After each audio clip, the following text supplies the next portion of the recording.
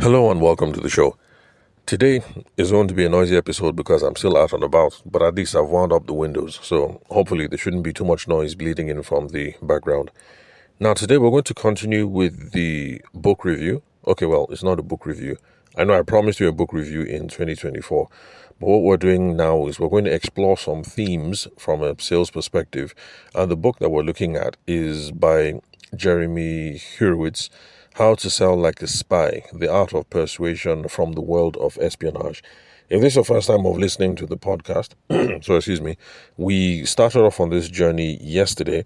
So I think yesterday what I did was I explored the main thesis of the book, the main idea of the book, which is that people who are in the intelligence world, people who are in the espionage world, spies, James Bond, diplomats, people like that, they have to use three main skills to do their job effectively.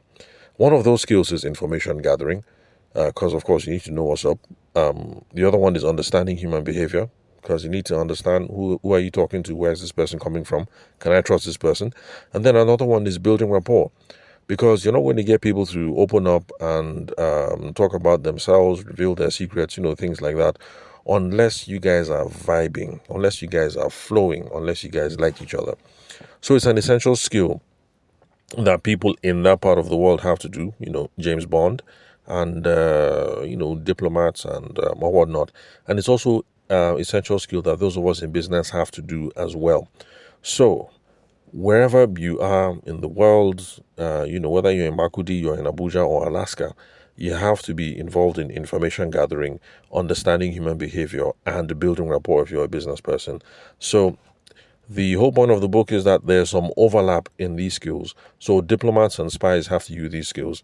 And then those of us who are regular, everyday, ordinary business people, even though we're not involved in car chases and explosions and things like that, and even though we're not negotiating with presidents and heads of state and, traditional chiefs or whatever, we'll have to use these skills as well. So that was pretty much what we covered in the intro video.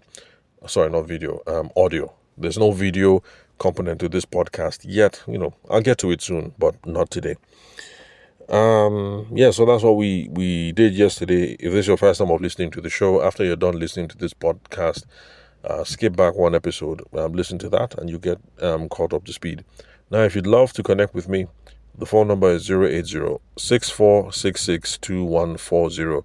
The country code is +234 for those of you who are not Nigerian. That's my WhatsApp number as well. Then connect with me on socials. On LinkedIn, the name to look for is Taveshima Ayede. So we're continuing with the themes from the book today, and I promised you guys yesterday that we would now look at chapter 1, which is the art of the approach. Understand your audience and tailor your approach accordingly. So again, chapter 1 is titled The Art of the Approach. Understand your audience and tailor your approach accordingly. And in that particular chapter, two of the key things that he explored there were active listening and observing body language, because this is all about understanding your audience. And of course, you're not going to understand them until you observe them. And the process of observing is going to involve active listening, is going to involve body language. So from a business perspective now, from a traditional sales perspective, what is the whole point of understanding your audience? Why do we do this? Well, of course, the answer is implied in the title that the fellow gave for the chapter. We try to understand the audience so that we can tailor our approach. Because from sales and business development, we know that there's no one-size-fits-all. If I'm trying to sell to a 60-year-old Yoruba woman, traditionally minded, spent all her life in Ibadan, it's not necessarily the same way that I'm going to sell if I'm selling to another Yoruba woman of the same age, but maybe she's more cosmopolitan and she was raised in London or New York or something, and she only just got back to Nigeria, maybe like 2-3 years ago. So same age, but because of differences in background and orientation, I would have to sell to them differently. Whether I'm selling consulting services, or whether I'm selling fashion, or whether I'm trying to sell a house, the approach would be different. So there is no one size fits all. This is another reason why I tell you guys to stop believing this crap that people put on the internet, where they say, learn this one close and double, triple your profits, something. There is no one size fits all. The same way, if you try to sell the same way that you want to sell to me, and the same way that you're going to sell to your popsy or momsy, it's hit and miss. You have to tailor your approach. Your momsy and your popsy are different. I mean, think about it. When we were kids, or when you were a kid, if you wanted to get something from momsy, there's a way you would go. If you want to get something from popsy, there's a way you will go. It's the same thing. So that is why we need to understand our audience so that we can tailor our approach. Now, the whole point of tailoring the approach is so that it's personalized, it's relevant, and of course, at the end of the day, it's going to be much more effective. So that's the reason why we have to bother with understanding our audience. So hopefully, the thing is, if our approach is relevant to them and is personalized, hopefully this should lead to profitable and fulfilling engagements. And the reason why we're trying to achieve all this is because this is the best and easiest way to get referrals. So again, back at the top, why should we bother tailoring our approach? We're tailoring the approach so that we can sell effectively, because you can't sell the same way to every single person. If you sell effectively and you sell in a personalized manner, hopefully it's going to lead to a pleasurable experience for somebody on the other end, a good user experience, a good customer experience. And when we have good user experience and customer experience, it's easier to get referrals. And remember that when it comes to traditional sales, it's not just about the money that you collect now. It's about the money that you're going to collect tomorrow, next month, next year. So nowadays, especially the online crowd, everybody is worried about, do the promo, get the deal now, blah, blah, blah. And all of that is good. But in traditional sales, I mean, think about it. Those people who started off selling insurance or office equipment or things like that, yes, if you go and sell office equipment and, they pay you, 50M, it's good. The commission there, let's say the commission there is 10%, that's nice. You go and flex. But the thing is, nobody likes that life of, okay, this year I sold, 200M. Next year I have to go and look for 200M to sell. So traditionally, the scope has always been, okay, yes, I got these people to buy from me this year, 50M. Next year, let me see if they can buy something else. Even if it's 1M, 2M, it's not bad. So that over time, when you have a steady roster of customers, you even have to decrease. You can now relax and decrease the level of selling activity that you have to do. So you don't have to wake up every day, every year, and hit the floor hard chasing customers. So that's the scope. Remember, when we're talking about traditional sales, it's not just the money we're collecting now. We're looking for repeat business. We're looking for referrals. We're looking for upsells. We're looking to try and expand the amount of money that people are spending with us, or the number of times that they buy from us. So that's the goal. So all these are the reasons why understanding your audience is important. Now, how do we do this? We can do this, well, from the book anyway. We can do this by doing two things: active listening and then observing body language. Also, forgive me, I forgot to do the shout-outs. The shout-outs have been piling up, so I'm going to be running through them in batches. So for today's batch, I'm going to shout out Felicia. And Felicia owns Alicia Cuisine in Makudi in Benue State. So she's one of my homegirls. Felicia, thank you very much for reaching out. She reached out to me on WhatsApp. I can't remember where she started listening to the podcast from. Then also shout out to Min Christopher, who also reached out to me on WhatsApp. Also can't remember whether he started listening to the podcast on Spotify, iTunes, or on, what's the other one? Spotify, iTunes, or YouTube. Yeah, but thank you for reaching out, and I hope I pronounced your name correctly, Min. I'm assuming that you are, Midwestern, Benin, Edo, Isha, that kind of thing. So if you are, then you're also my homeboy too, because I happen to marry from that part of the country. So, we're relatives. Then I'm also going to shout out LTE Mart. I didn't get the real name because, we're chatting through his WhatsApp handle, found the show on Spotify, and he's into digital marketing. So LTE Mart, thanks for listening to the show. And then finally, I'm going to shout out Emerald. Emerald works with Compass AI. and they use artificial intelligence to augment learning processes, for their clients. And we've started conversations, see how I can become a resource person on the platform, a mentor on the platform, and I'll keep you guys posted on how those conversations go. Whether it works out well or it doesn't work out well, it sounds like a handy piece of technology to check out. So it's Compass AI, COMPAS, and then AI, letter A, letter I, artificial intelligence. So check them out. So those are the shout outs for today. Felicia, shout out to you. Unemi, shout out to you. LTE Mart, and then Emerald. Okay, so now back to how we're going to, where was I? Understanding the audience, how we're going to do it. Now, this book proposes that we do it through two ways: active listening and then observing body language. Now, I'm going to run through some ideas when it comes to traditional sales and business development, the things that you do to make sure that you are listening actively and to make sure that you are observing body language. So, for active listening, I think I mentioned to you guys yesterday that active listening doesn't just mean you're trying to listen hard because, well, anyway, there's no need for me to cover it again. But it's not just about sitting down and staring at the other person to show that you're listening hard. But yes, you do have to be focusing on the customer, focusing on the speaker, focusing on the stakeholder.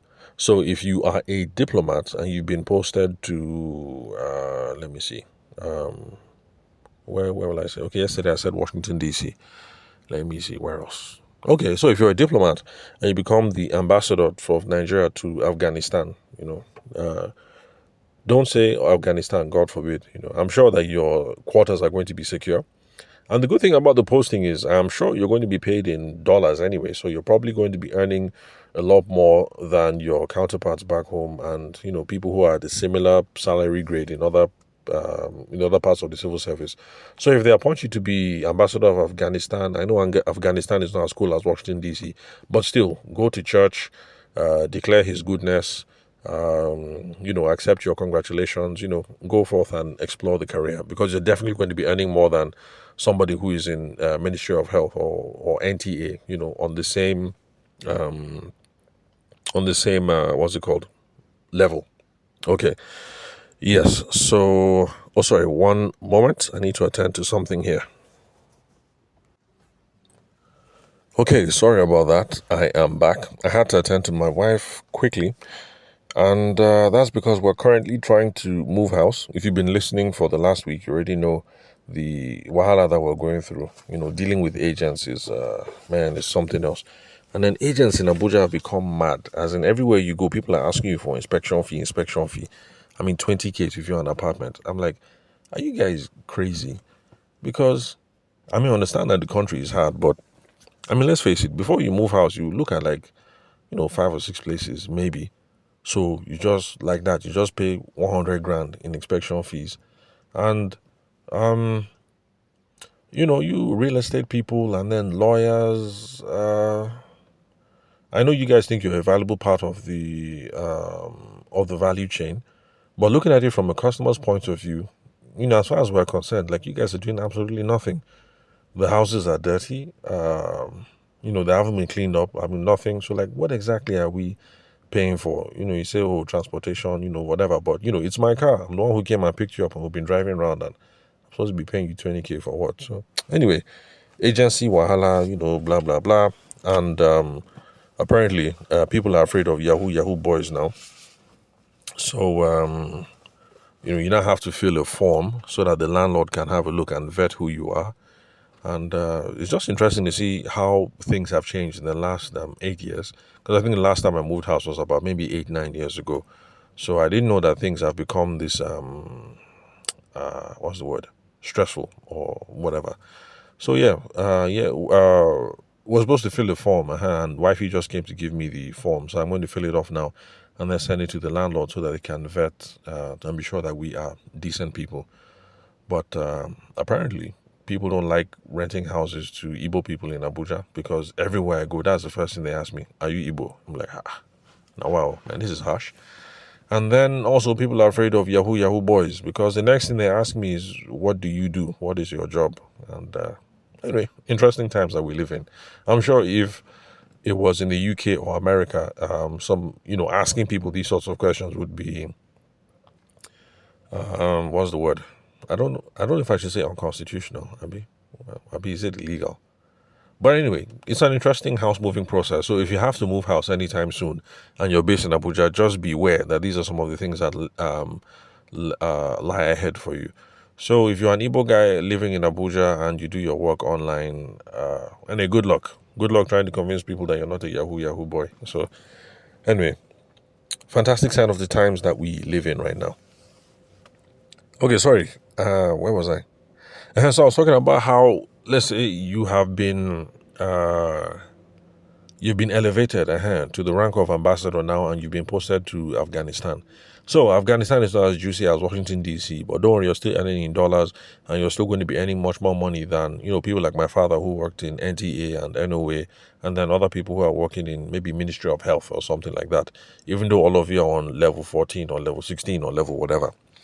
So to be good at your job when you arrive in Afghanistan, you're going to need to learn how to focus on the other person that you are speaking to. So as a diplomat, you're not going to have a customer, but there are going to be people that you're talking to, other stakeholders in the country, other people in the diplomatic service over there in Afghanistan. And you're going to always have to be focused on the person that you're talking to. Because if you show up to the honorable minister or something in Afghanistan, you show up in his office, and while the guy is talking to you, the guy can see clearly that, you're lost in the days, or maybe you're sleepy or something. That is not going to be a fruitful conversation. So it's also the same thing in business. Active listening involves showing that you are being focused on the person that is right in front of you. In this case, our customers. So we have to be present at all times. Now, as of the date of this recording in 2025, there's a particular warning that I want to give to all of you, especially those of you who are on the younger end of the spectrum. So those of you who are 30, 20 below. For those of us who are 40, 50 and above, this is not so much of a problem. But for those of you who are young, please, just take it. You will not agree, but just take it like this. Mobile phones, keep them away. Put them on silent. Maybe even switch them off. Or okay, just put it on silent and then put it in your bag or put it in your pocket. But keep it away, keep it out of sight. Because if your phone is there and you're talking to the customer and somebody pings you, even if you pick up the phone and look to say, okay, let me see who is pinging. Is it wifey? Is it boyfriend?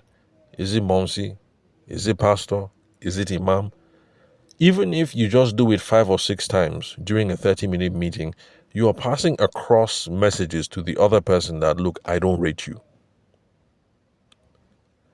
Some of you won't agree, but just take it. Take it on my advice, please.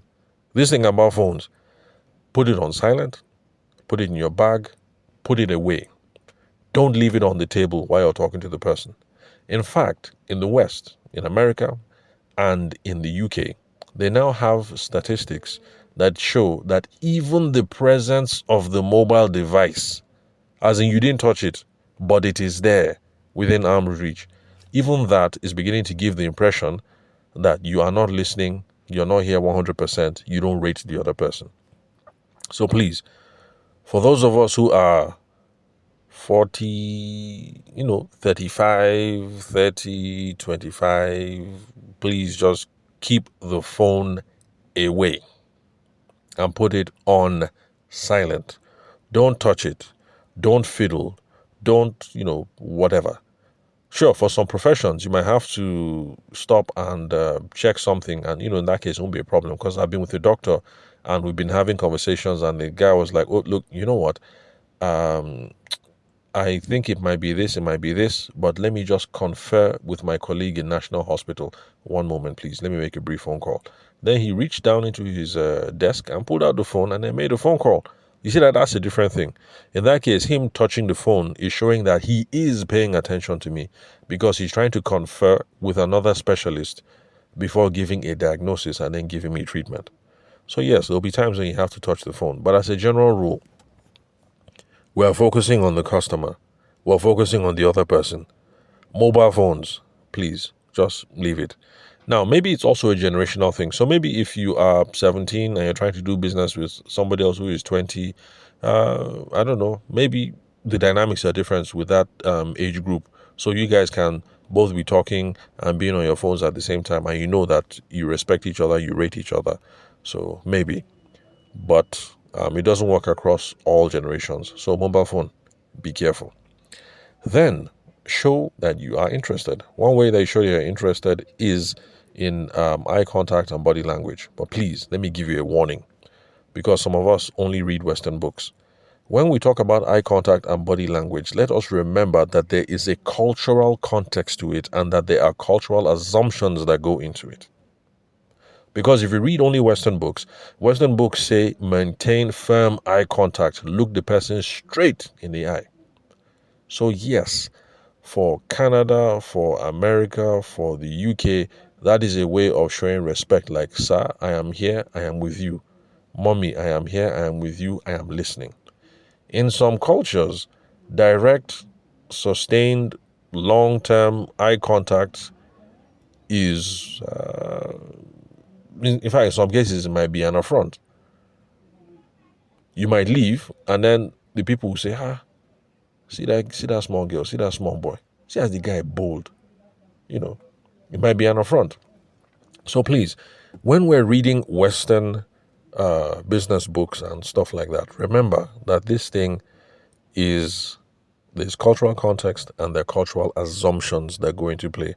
So eye contact, yes, maintain eye contact, but please, it's culturally dependent. Body language also culturally dependent. The example that I give on the podcast, and I'm going to stress here again, is I'm Tiv, I'm from Benue State.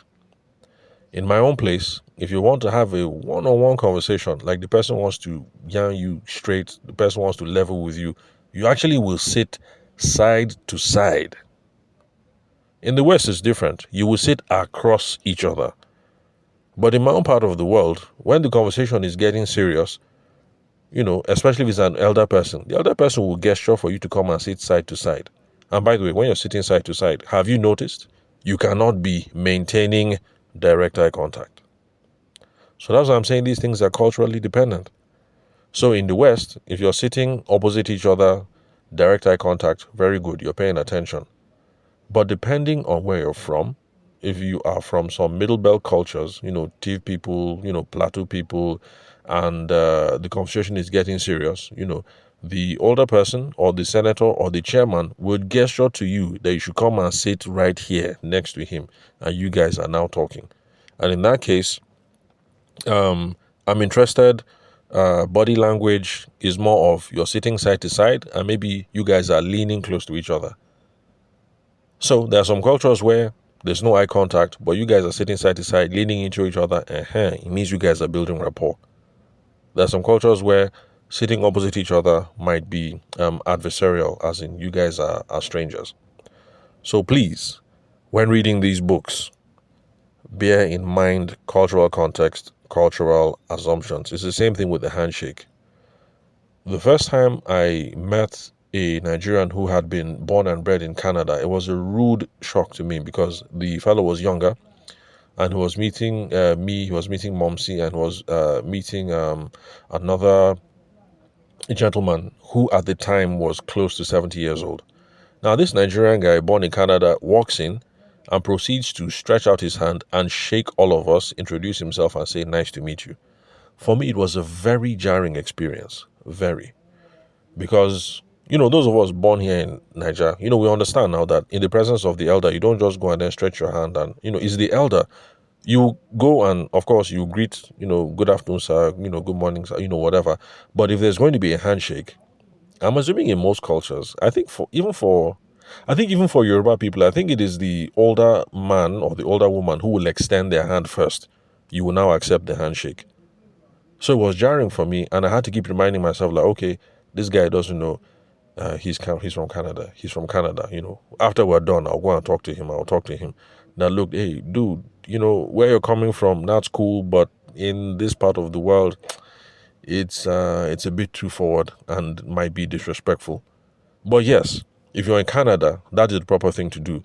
You walk in and you say, "Oh, good morning, sir. My name is James. Nice to meet you. Delighted." And then you stretch out your hand. Canada, that's good. Nigeria, maybe not. But read the room. It depends. It depends on the context. So let me see what else. Okay, let me move on because I've spent too much time on that. Then, okay, show interest. Let's see what else. Clarifying questions. That's also part of active listening. You also be asking questions to know what's up. Oh, sorry, sir. Sorry, ma. Oh, bros, when you said that, did you mean this or did you mean that? Sorry, I didn't understand this part. I didn't understand that part. It's okay. Clarifying questions. And I think that's the example that I gave yesterday in the intro when I was talking about how women do this very well when they're having conversations, especially on personal matters. The woman says something, I say, are you serious? He said what? That's an invitation for the other woman to talk some more. Or blah, blah, blah, blah, blah. He did this. Who does that? Nah, you don't mean it. And all these sorts of things. These are ways of inviting the person to clarify, to probe more, to explore. So, but those are, more like personal dynamics. But we can do the same thing in business. Well, in business, we just have to be much more direct about it. So I do things, I just refer back to an earlier conversation. I would say, hey, bro, sorry. When you said this, sorry, you lost me there. I'm not sure what you meant by that. Did you mean this or did you mean that? So that's how I go about it. But pick the way that works for you. Either way, active listening, part of active listening is using clarifying questions. When you're asking questions to clarify that, oh, bros, when you said this, what did you mean? Madam, when you said this, what did you mean? Bros or madam will understand that, okay, this guy is here with me. This guy is following. This guy is tracking. This guy is paying attention. Then summarize and feedback is also part of active listening. I do this a lot. Before we move on, I would just summarize as, okay, bro, if I understand you so far, so what you've been saying is 1, 2, 3, and 4, 5, 6. Did I get it correctly? It is good to do that because if you have missed the point, that's the point where the boss will say, no, I did not say that too. I did not say ABC and 4, 5, 6. I said ABC and 1, 2, 3. The reason why it's good to do summarize and feedback is by the time the guy says that, you now know that, okay, I misunderstood him. Now I know the correct position. I misunderstood her. The importance of this is if you make a mistake at this stage, the early stage where you guys are trying to talk business, the mistakes that you make now compound in the future. So make sure that you get everything correct. So active listening, summarize and feedback. I do that a lot. I'll always summarize and say, okay, if I get you correctly, this is what you're saying or this is what you're trying to achieve. Are we together? Am I on point? Did I understand you correctly? The person will say, oh, yes, or the person will say no. That's the feedback part. Then interruptions. When it comes to active listening, keep interruptions to a minimum. But of course, you've seen that if you're trying to interrupt somebody because you're trying to get feedback, then you can see that's not a bad thing. Or if you're interrupting somebody because you're trying to get a clarifying question, it might not be a bad thing. So, but generally, keep interruptions to a minimum. Then, let's see, what else? Writing.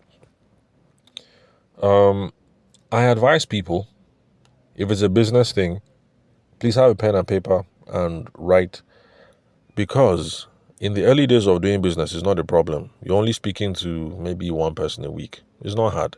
You will remember everything you said. But by the time business starts to pick up and you start talking to 2, 3, 4 people every day, you will forget. You have a meeting with somebody at 9, you have another meeting with somebody at 12, you have another meeting with somebody at 3. By the time you get home at 6, you'll now be remembering, who is the person that said this, or who is the person that said that, or what did Ogachukudi say, or what did Madame Lolade say? You will forget. So for me, I recommend to people, just have a pen and paper and write. It's also part of active listening. In fact, I recommend that you just tell the person from the beginning, well, hope you don't mind, I want to make some notes just so I don't forget anything. That is also a signal to the other person that, okay, this young man, this young girl is listening. This young man, this young girl, we're vibing, they're following me, they're interested, they rate me, they're paying attention to me. So I recommend writing. Now, if you don't agree with writing, I'm not going to force you. But you do have to keep some sort of records. After this meeting with Oga Bayo or with Madam Cindy, as you jump inside your car, bring out your pen and paper and write down the things that you guys discussed. Write it or put it in your CRM or put it in your Google Calendar or put it in your Google Notes, put it in your Evernote, put it in your Trello, put it somewhere. Because you are going to have future conversations with Oga Kunle and future conversations with Madam Cindy. Madam Cindy will not feel like you are listening or paying attention or that you rate her if she said something on meeting day 1 and then on meeting day 6 she's having to repeat herself all over again. She'll feel as if you're dull, you're daft, you're not paying attention, or you don't rate her. So even if you're not going to write anything during that meeting, after the meeting, as soon as you jump in the car, or as soon as you get inside the Danfo, if you don't have a car and you take Danfo back to where you live, bring out your jotter and start writing things down. Okay, January 9th, meeting, Madam Cindy, venue, Sedi Plaza, agenda, 1, 2, 3, 4, 5. Just small, sharp outline like that. Small outlines that in the future you can open it, you look at it, and the whole meeting will just come back to you like that. So that the next time you see Madam Cindy, you are not starting from fresh. It's not as if you are, as if she's having to repeat herself again. So that you can come across as sharp, intelligent, smart. Let her not think, okay, this boy is a dollar, or this guy is not listening, or this guy is sloppy. That is going to be the wrong way to instill confidence in Madam Cindy. In fact, that's not even instilling confidence. Bottom line, it will be the wrong way to start off this relationship. That, look, this young man can't remember all these details. How am I supposed to trust him with this project? That sort of thing. So, but anyway, it's up to you guys. I recommend just be jotting something down during the meeting. It is part of active listening. Don't worry, it's not being rude. Just tell the person, hope you don't mind if I take some notes. If you're not going to write during that meeting, no problem. As soon as Madam Cindy stands and leaves, remain seated at that table, make some notes then. Or go into your car, make some notes. Or in the Danfo, make some notes. There are some people who have even gone high-tech. I've seen some people do it. That the meeting is over, they now pull out their phone, they pull up recorder, just like I'm doing now, and then they just speak into the recorder. That's fine as well. Whatever works for you. And the whole point of this, writing during the meeting or taking notes afterwards, is so that we can have tailored conversations in the future and we can make reference to things that were said earlier. And so this is part of how we do active listening. Oh, one more thing, especially for those of you who are tech savvy. Somehow, I don't know about Nigeria because we don't have research on that, but in the West, in America and in the UK, there is research that now shows that if you're taking your notes on a laptop, somehow people feel that you are distracted.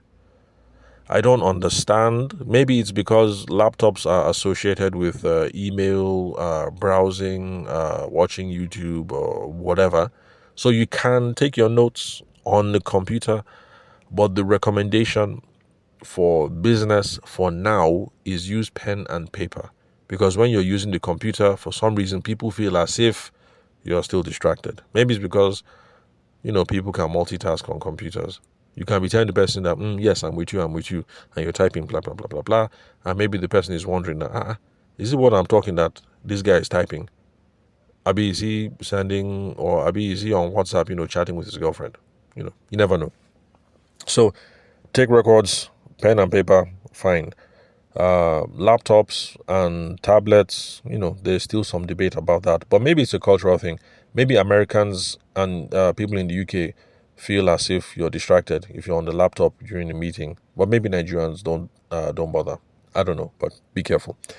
Then, observing body language, because here it says that we are going to understand our audience by active listening. That's what I've been talking about for the last, it's 34 minutes. That's what I've been talking about for 34 minutes. And then the second one was observing body language. So I've already spoken a bit about observing body language. So let me just wrap it up here. Remember, I said that there's a cultural context and there are assumptions to it. So don't just take everything hook, line, and sink Abi, is it hook, line, and sinker? Abi, hook, line, and sinker.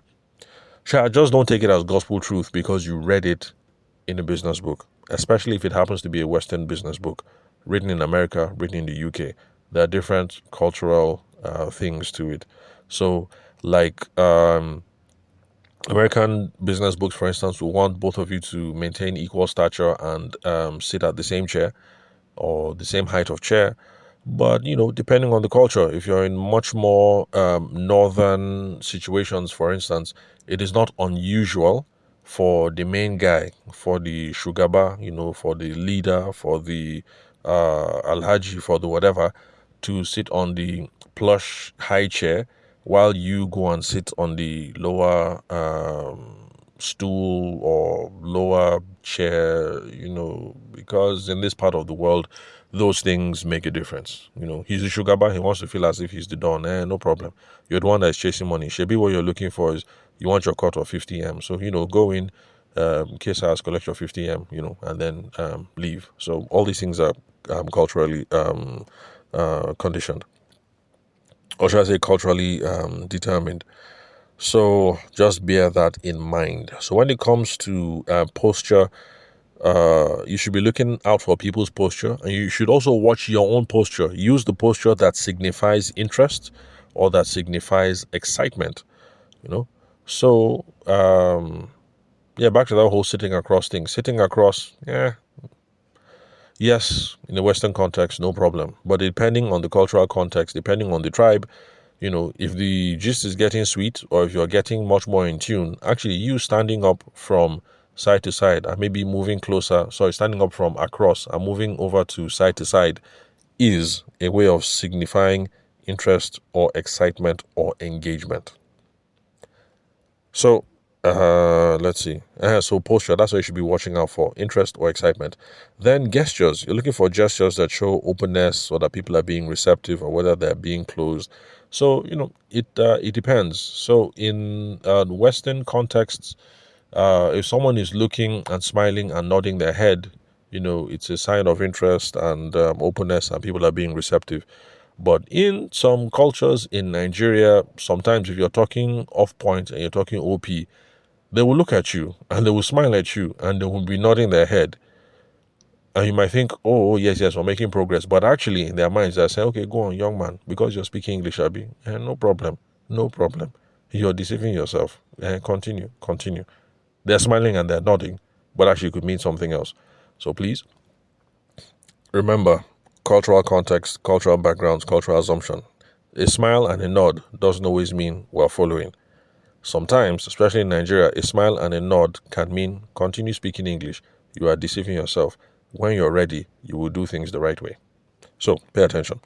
Then facial expressions. We should be looking out for facial expressions because that shows emotions. Verbal cues. We should be looking out for tone and pitch. Because those things also show whether people are with us or not. And please just remember that in this part of the world, a whole lot of these things are contextual. That is why whenever I talk about these sorts of things, I always say that, look, if you have an inside man or an inside babe, it would help. So if I am going to Zamfara today because I'm trying to do a bit of business, the first thing I'm going to do is to hook up with somebody to show me the lay of the land. I'm going to go and see Alhaji Kabir, blah, blah, blah. Oh, do you know him? Where's the address? Blah, blah, blah. Okay, are you free? And let's even go together. And I would take dressing from my host or from my guide about what to do and what not to do. Because in a Western climate, it's okay. Enter the person's house, keep your shoes on. There are some places where the culture is enter the place, take your shoes off. I hear there is also a Japanese thing. Enter, take your shoes off. In fact, the host will even provide you the slippers that you're supposed to wear inside the house. So, all these sorts of things. So if you go and you have a local host, you have a local guide or something, and as you get into the house or the office where you're going and the person removes their shoe, please, off your shoe.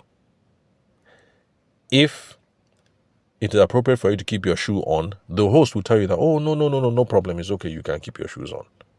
But bottom line, it helps if you have an inside man, an inside woman, somebody that is guiding you, that you can now be reading some of these things.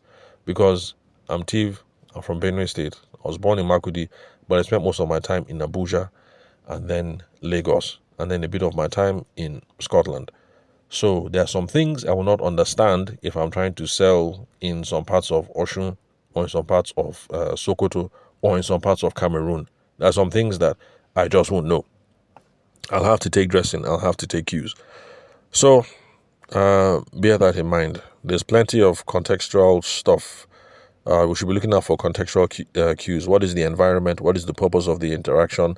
What are the power dynamics? I also mentioned that whole thing of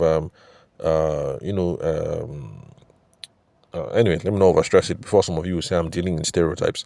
So power dynamics, and then relative status of the parties. All these things are important.